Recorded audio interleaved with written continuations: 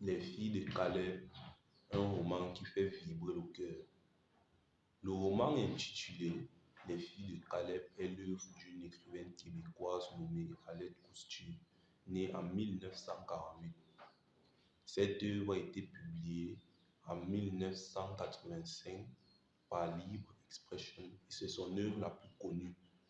Cette œuvre fait partie d'une trilogie qui décrit l'histoire de la famille Bordelot sur une longue période de temps, précisément de 1892 à 1963.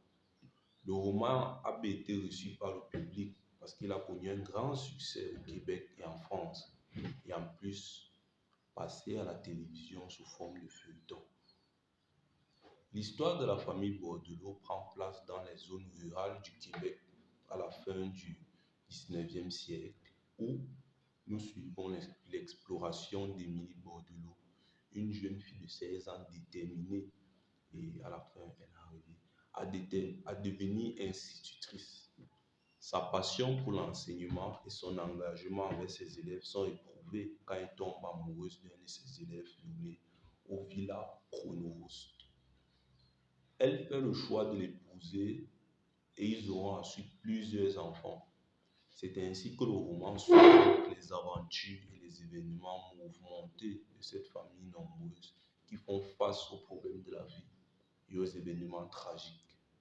Leur histoire est marquée par des choix difficiles et une passion intense. Le roman Les filles de Calais mérite d'être lu pour une variété de raisons.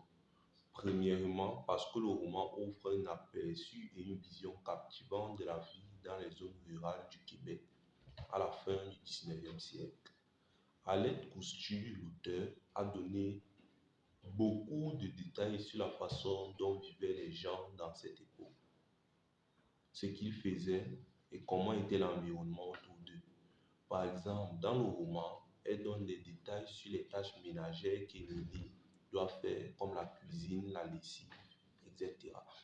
Elle décrit la beauté de la nature avec les arbres, les rivières, etc. Avec cette description, on a l'impression d'être aux côtés d'Émilie, ce qui rend la lecture captivante. Deuxièmement, le personnage principal du livre, Émilie Bordelot, est très bien décrit.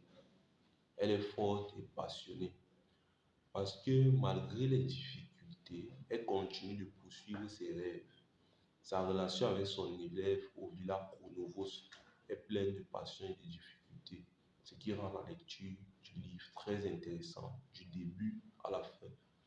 Par exemple, malgré les défis de la vie, Émilie Bordelot reste déterminée à poursuivre son rêve de devenir institutrice. Même lorsqu'elle tombe amoureuse, elle ne perd pas de vue son objectif.